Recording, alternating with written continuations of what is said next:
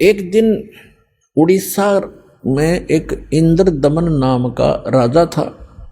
वो भगवान श्री कृष्ण का पुजारी था, परम भक्त था।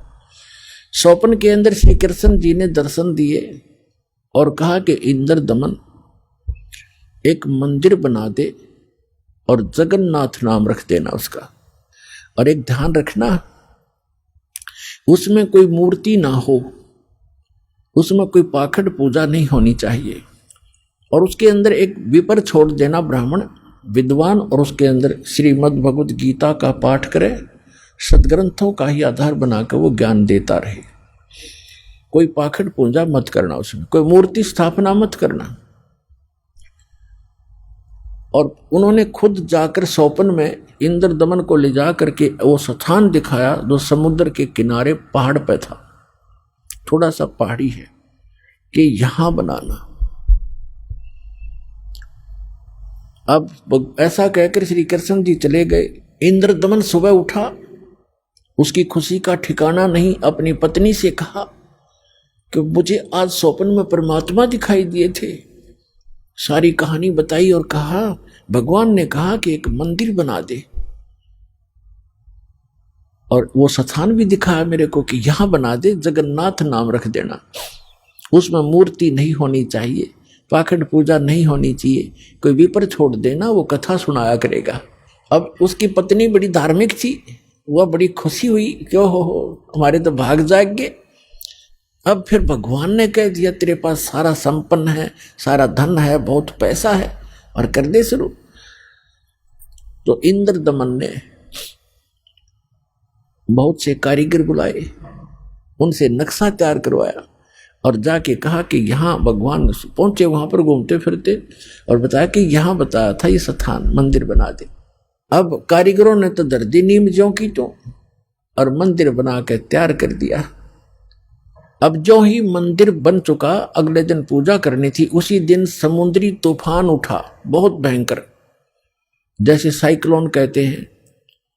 ये कई बार आता उड़ीसा के अंदर, तो बहुत तबाही मचा देता है, ढा देता है मंजिले मंदिरों उनको, मंजिलों को, मकानों को। ऐसा तूफान उठा 40 फुट ऊंचा, बहुत स्पीड का, ऐसे घूमता हुआ, और मंदिर को खत्म कर दिया, नामो निशान मिटा दिया। दूसरी बार फिर बनाया, दूसरी बार भी ऐसे ही हो गया, तो ऐसी स्थिति में आती। तीसरी बार फिर बनाया, ऐसे ही। चौथी बार फिर बनाया, क्योंकि आदेश था भगवान का। अपने दुर्भाग्य को कोस रहा था कि भगवान के आदेश का मैं पालन नहीं करा। कहने का भाव ये है कि खजाने का कोस भी खत्म हो गया, और 4-5 बार मंदिर ने, ये समुद्र ने ऐसी ही घटना कर दी। राजा बड़ा चिंतित हुआ कि भगवान ने एक सेवा दी थी, मैं वो नीच कर नहीं पा रहा हूं, दुष्टों, दुर्भाग्य है मेरा कि मुंह दिखाऊंगा भगवान को उसके गोलोक में जाकर। उसकी पत्नी कहने लगी कि चिंता ना करे, मेरे पास मेरे गहने रखे कितने, मैं क्या करूंगी, आप इतनी चिंता करें, और भगवान के दिए हुए इनसे करते। तो उसने सारे गहने गाने बेच के और फिर शुरू किया। अब जो ही वो बनाने मंदिर बन रहा था, इतने में गोरखनाथ जी आ गए। एक, क्योंकि वो पहचान तो उसको सके नहीं, परमात्मा ने, कबीर जी ने बताया कि वो गोरखनाथ थे। एक सिद्ध पुरुष थे। राजा से कहा कि राजा, इतना बढ़िया मंदिर बना रहे हो, उसमें मूर्ति होनी चाहिए भगवान श्री कृष्ण और उसकी बहन सुभद्रा की और बलराम की, बगैर मूर्ति के मंदिर कैसा। उन्होंने कहा, राजा ने कहा कि भगवान ने स्वप्न में मुझे मना किया था कि स्वप्न तो स्वप्न ही होता है, हमारे आदेश का पालन करो। ला कर ली। राजा डर गया, भाई कि देखो ये कोई दुराशीष ना दे दे साधु। तो राजा ने कहा जी जैसे आपकी इच्छा, और कहा चंदन की लकड़ी से बनवाना। क्या अच्छा जी। अब कारीगर खोजे, अब मूर्ति बनाकर तैयार करें। तैयार होते होते बिल्कुल तैयार हो जाए मूर्ति, ऐसे बिखर जा, सारी टूट जा, टुकड़े टुकड़े हो जाते। 2-3 बार ऐसे की, ऐसे टुकड़े टुकड़े होगी। राजा बहुत चिंतित हुआ कि उधर वो सिद्ध पुरुष है, यदि ये मूर्ति नहीं बनवाई तो इन्हों कहेगा तू पहले नाट्य था और तेरी नीत में खोट है, मुझे श्राप देगा। राजा की नींद हराम होगी। उधर से मंदिर की चिंता, उधर से ये मूर्ति नहीं बन रही है।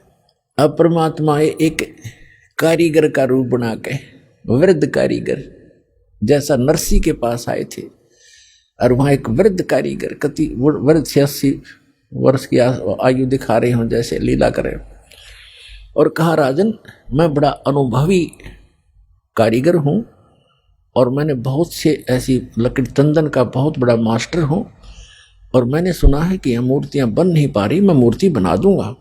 राजा ने बड़ी खुशी हुई कि अनुभवी व्यक्ति दिखे है और मेरी शायद बात बनेगी। कहा जी ठीक है बनाओ, अभी मंगा देता हूँ तंदन की लकड़ियाँ। कहने लगा मुझे एक कमरे में बंद कर दो, इन जब तक मैं ये मूर्ति ना बन जावे मैं बाहर नहीं निकलूंगा, वैसे नहीं बनेंगी ये मूर्तियाँ, और अब बनने के बाद मैं अपने आप आ जाऊंगा, चिंता मत करना, और तुम बीच में मुझे डिस्टर्ब ना करना, डिस्टर्ब करोगे तो मूर्ति जो कि तो जितनी बन चुकी होंगी उतनी रह जाएंगी।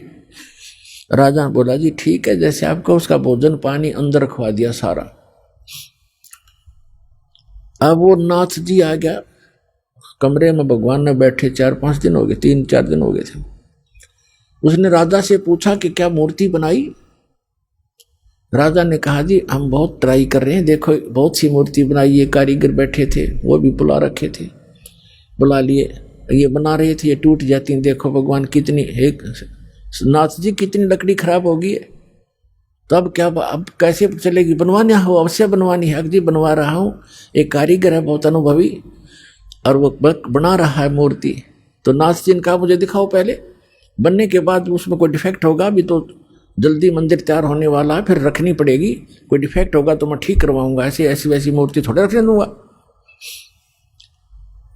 तो उन्होंने बताया जी, कारीगर ने कहा कि जब तक मैं मूर्ति नहीं बनेगी मैं बाहर नहीं आऊंगा, और बीच में तुमने मुझे छेड़ दिया तो मूर्ति वहीं की वहीं रह जाएंगी। नाथ जी कहने लगे ऐसी कोई बात है, खुलवाओ इस दरवाजे को।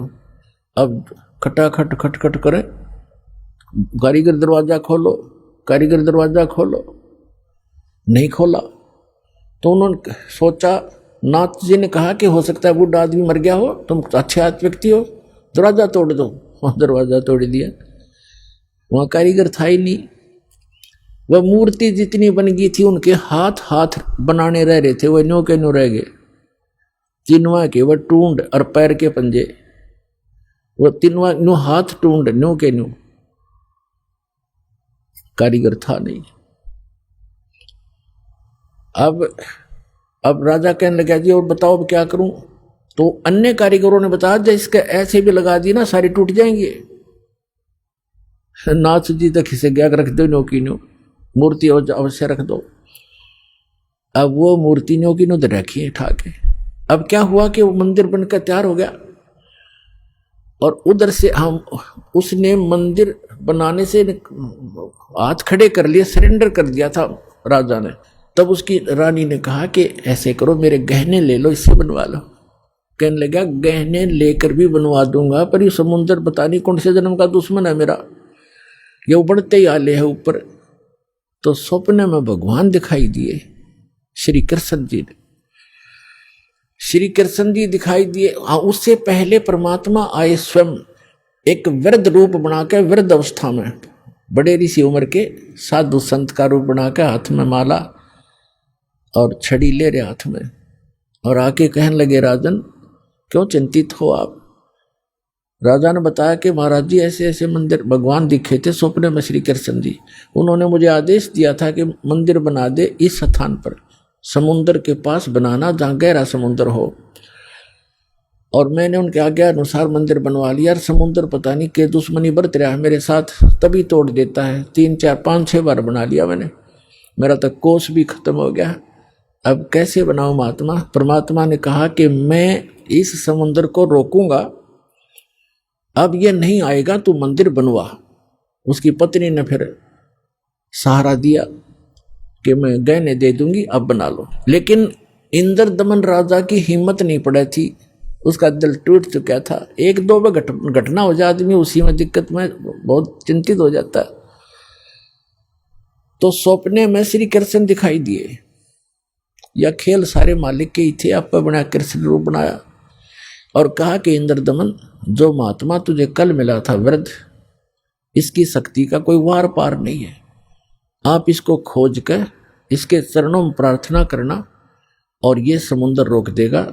आप इसकी बात पर विश्वास करना।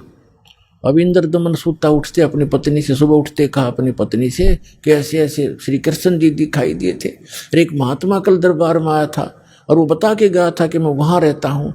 लेकर सैनिकों को, बॉडी गार्डों को, अपनी पत्नी को साथ लेकर देखा, वो तो बैठे, वो तो इंतजार कर रहे थे, माला ले रहे हाथ में, एक लीला कर रहे थे। चरणों में मत्था टेक्या और कहा भगवान हम आप समुद्र रोक दो, मैं बना दूंगा मंदिर।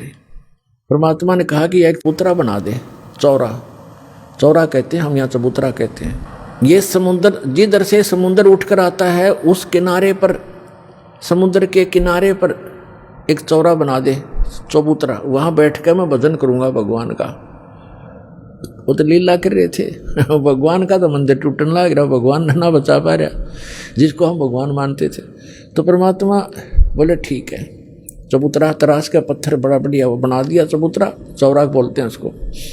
और वहाँ परमात्मा बैठ के माला लेकर, एक वो समरणी, ऐसे समरणी होती है, ये एक सारा लेकर बैठ जाते हैं, उसको फावड़ी सी बोल रहे हैं उसको वो साथ में लेकर बैठ गए।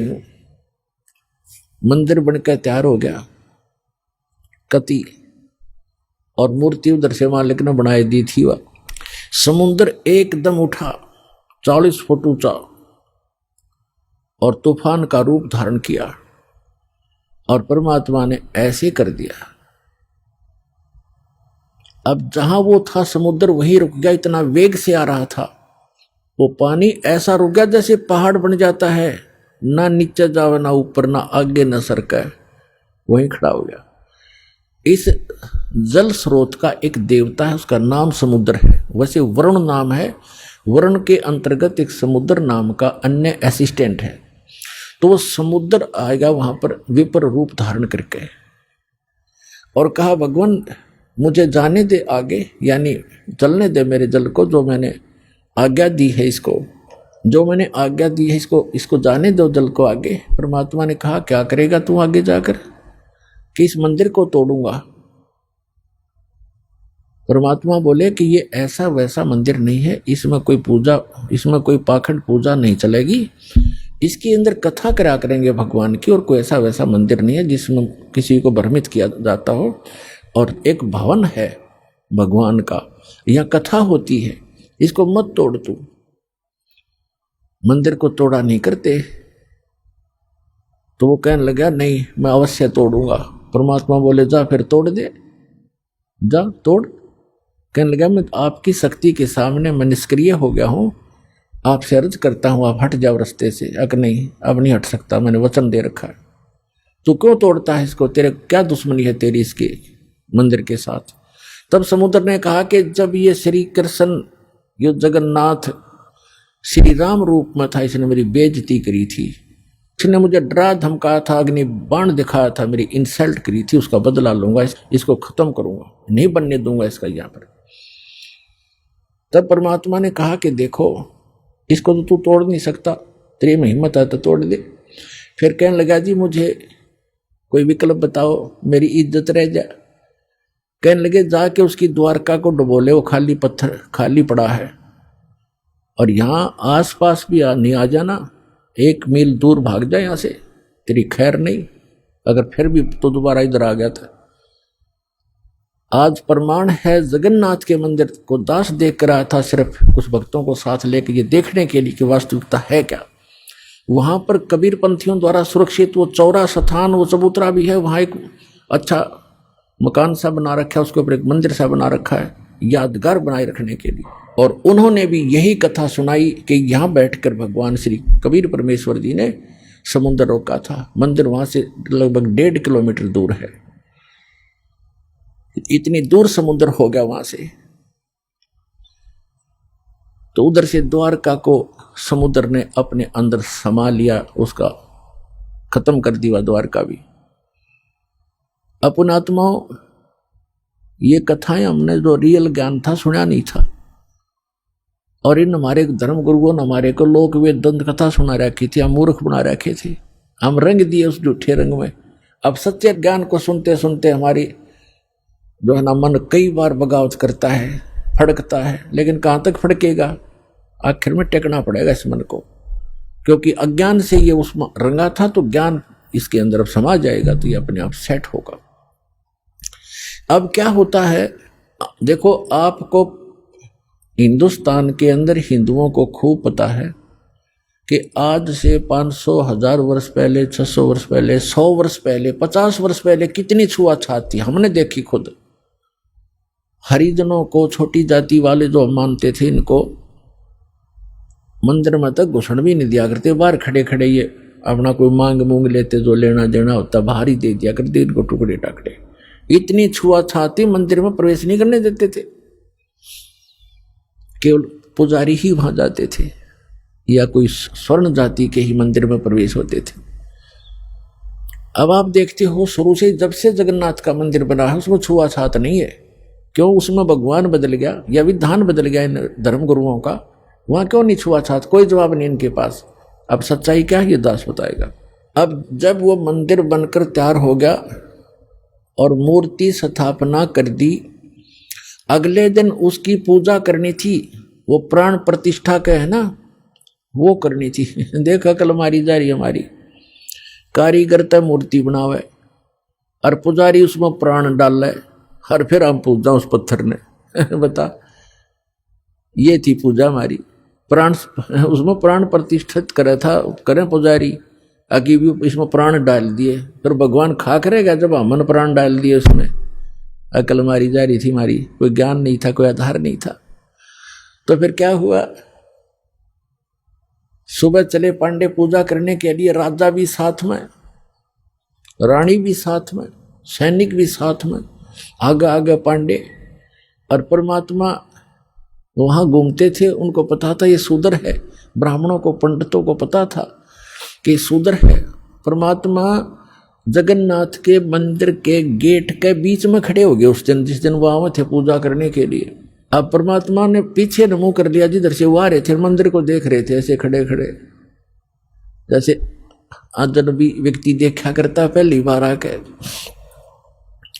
अब जो ही वो मुख्य पांडा सामने आया, पहले तो वो मंत्र करता नहीं देखता होता, तुझे कोई देख रहा कि नहीं, आज तू सबसे प्रमुख है। सामने निकट आकर देखा कि एक शूद्र खड़ा है गेट पर। परमात्मा को उसने ऐसे हाथ मारा और परमात्मा इतनी दूर गिर गए जाके, और कहा, शूद्र तुझे शर्म नहीं आती?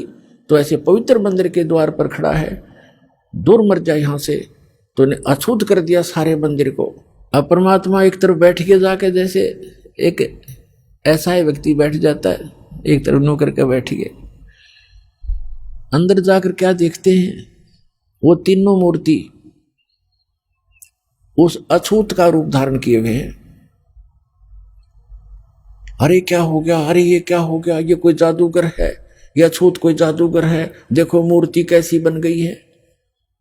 परमात्मा थोड़ी देर में फिर वह लीला खत्म कर दी, वह नो के नो श्री कृष्ण खड़े। फिर उन्होंने मांझे धो गंगा जल से शुद्ध करो, ये तो अछूत ने अपवित्र कर दी। वो सारा कुछ उन्होंने कर करा के अपना फारिग हुए, मंदिर चालू हो गया।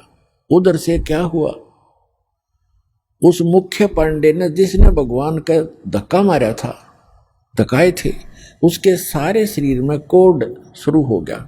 कोढ़ ही हो गया, चाम कटकट पड़े, सारी रात रोए चिल्लावे, सारी जड़ी बूटी करवा ली, सारी सतुति प्रार्थना। भगवान कृष्ण का कट्टर पुजारी था, उसको अर्ज कर लिया। तो सपने में श्री कृष्ण दिखे उसने और कहा जाके कि पांडे, उस महापुरुष के चरण धो के पी ले, तेरा तब पीछा छूटेगा, नहीं तो तेरी जान नहीं बचेगी। मेरे पास कोई तेरा समाधान नहीं इसका। अब कहते मरता क्या नहीं करता।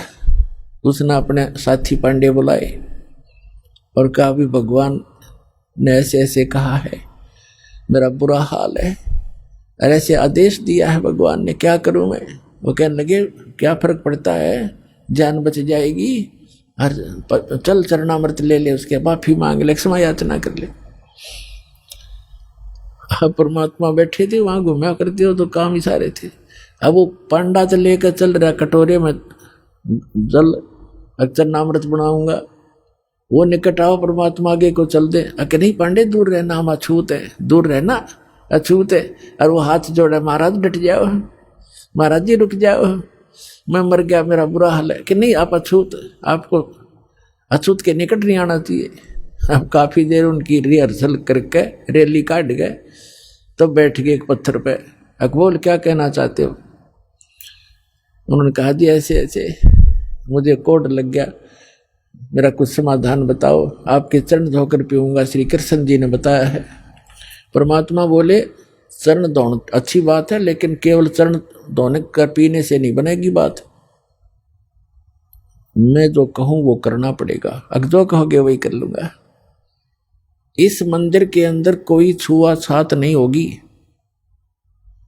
यदि तुमने छुआछात की तो तुम्हारी सबकी यही दशा फेर हो जाएगी, जो भी इसमें छुआछात करेगा।